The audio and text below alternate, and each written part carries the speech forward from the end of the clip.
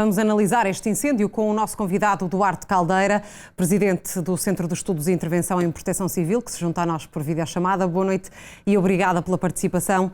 Hoje o presidente da Proteção Civil dizia que este é dos incêndios mais complexos de sempre no país. Pergunto-lhe se concorda com esta análise. Boa tarde. Bom, não é necessariamente o mais complexo desde sempre.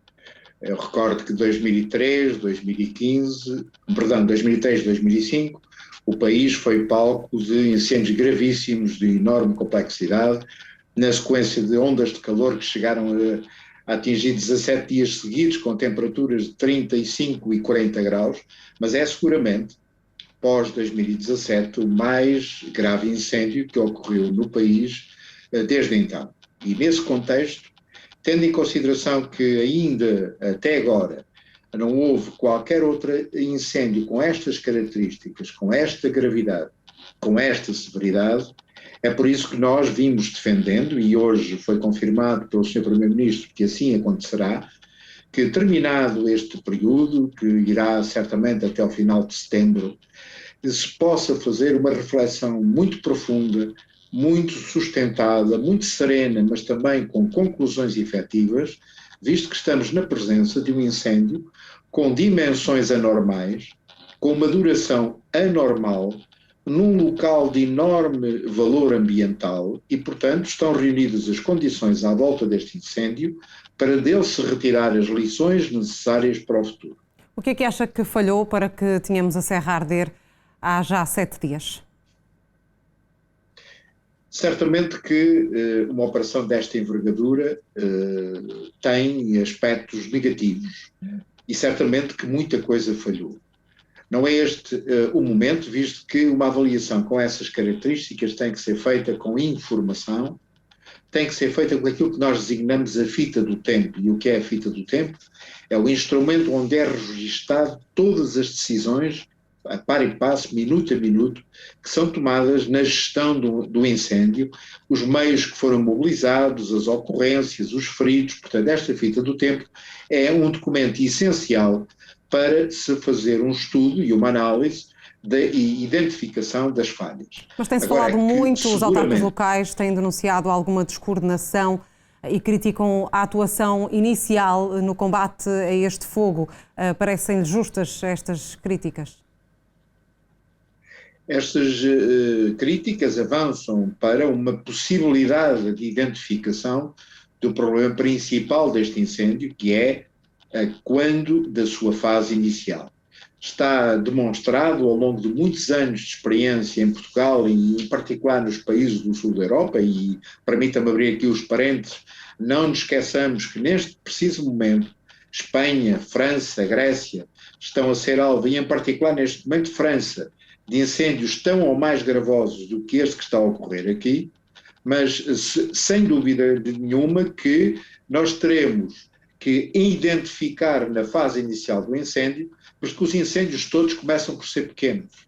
Os incêndios só se transformam em grandes quando alguma coisa falhou na abordagem da sua fase inicial.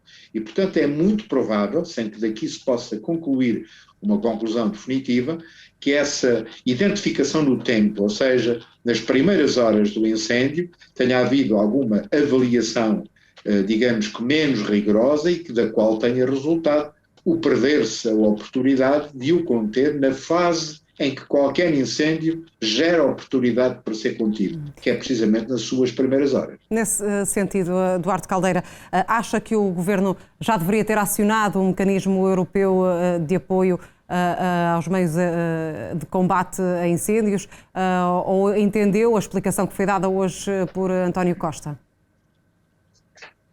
Eu fui verificar, de facto, com a informação disponível no que se refere ao mecanismo e, de facto, os meios que estão a ser envolvidos do mecanismo em França em particular e em Espanha são bastantes. Cabe dizer que o mecanismo europeu não tem meios próprios, são meios que são cedidos pelos países do sul da Europa para se interajudarem entre si.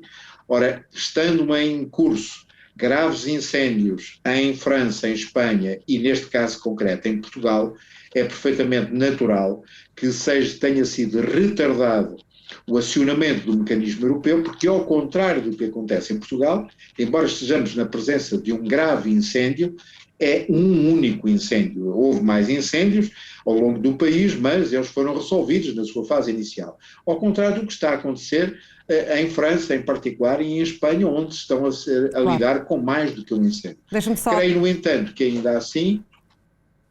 Diga. Queria só, para concluir, porque não temos muito mais tempo, perguntar-lhe também sobre a questão de estarmos a falar de uma área protegida, uma área da Unesco. Há aqui alguma consequência, ou pode haver alguma consequência em termos de perda desta distinção?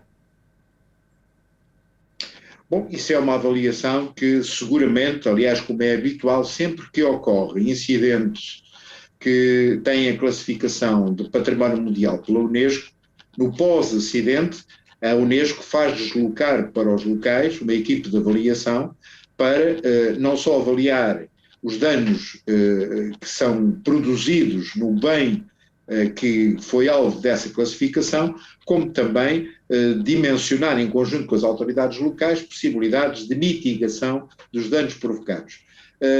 Portanto, é uma pergunta difícil de responder. Agora, aquilo que é constatável com toda a facilidade é que realmente os danos provocados neste património são particularmente gravosos. Muito bem.